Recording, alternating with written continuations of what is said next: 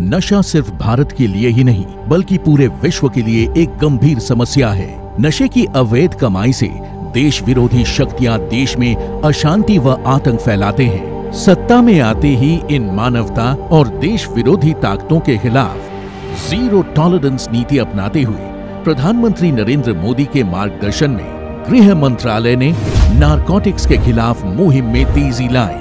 जिस पैसे से ड्रग्स खरीदी जाती है उसी पैसे का इस्तेमाल हथियार और गोलियां, बम, बारूद और बंदूक खरीदने में किया जा रहा है। गृह मंत्री अमित शाह ने नशा मुक्त देश के संकल्प के साथ मुहिम को अंजाम तक पहुंचाने के लिए त्रिसूत्रीय रणनीति बनाई। संस्थाओं में समन्वय, संस्थागत ढांचे में सुदृढ़ता और जन जागरूकता अभियान।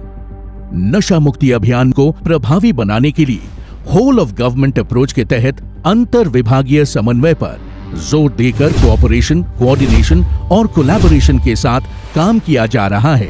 भारत सरकार ने 2019 से एक अप्रोच लिया है।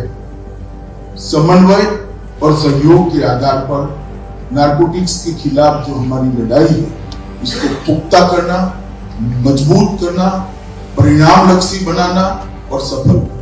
वर्ष 2019 में गृह मंत्री अमित शाह द्वारा गठित 4 स्तरीय एनकॉड द्वारा टॉप टू बॉटम और बॉटम टू टॉप की नीति से कार्रवाई में तेजी आई। इसके साथ ही एनसीबी को राष्ट्रीय स्तर पर नोडल एजेंसी बनाया गया है। वर्ष 2019 में मादक पदार्थों की तस्करी और उसकी विस्तृत जांच के लिए जेसीसी का गठन हुआ। इसके साथ ही एनसीबी के कैडर का भी पुनर्गठन किया गया। दोहरे उपयोग वाली दवाइयों के दुरुपयोग को रोकने के लिए स्थायी इंटर मिनिस्टीरियल कमेटी बनाई गई है। गृह मंत्री अमित शाह के निर्देश पर एनसीबी ने सभी गिरफ्तार नार्को अपराधियों पर एक एकीकृत डेटाबेस निदान तैयार किया है। इसमें गिरफ्तार अपराधियों की सभी जानकारी जैसे फोटोग्राफ, उंगलियों के निशान, मामले का विवरण, अदालती आदेश इकट्ठे किए जाते हैं। ड्रग्स ट्रैफिकिंग के ट्रेंड एनालिसिस एवं डेटाबेस मैनेजमेंट के लिए सिम्स ई पोर्टल भी विकसित किया गया है। नशे के वित्तीय लेन देन पर नकेल कसते हुए FIUIND, ED एवं अन्य खुफिया एजेंसियों द्वारा वित्तीय दस्तावेजों की जांच कर संपत्ति जब्ती में तेजी की गई है। इसके तहत जून 2023 तक एनसीबी ने ऐसे 33 मामलों में फाइनेंशियल इन्वेस्टिगेशन कर 7 करोड़ से अधिक की प्रॉपर्टी फ्रीज की है।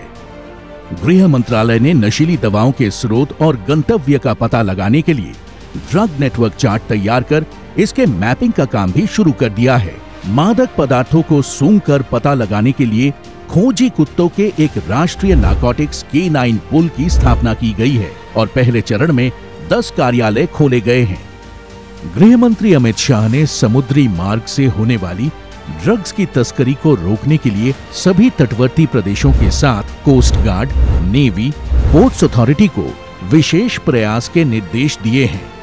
साथ ही अवैध मादक पदार्थों की खेती की समस्या के निवारण हेतु ड्रोन के प्रयोग के लिए एक अंतर मंत्रालय स्टडी ग्रुप का गठन किया गया है।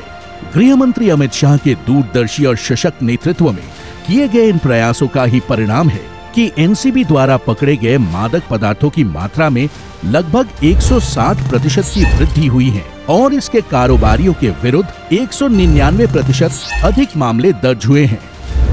प्रधानमंत्री नरेंद्र मोदी के मार्गदर्शन और गृह मंत्री अमित शाह के नेतृत्व में भारत को नशा मुक्त करने का अभियान अब रंग लाने लगा है। देश अब नशा और उसके व्यापार की जड़ों पर प्रहार करते हुए नशा मुक्त भारत की ओर सशक्त कदम बढ़ा रहा है।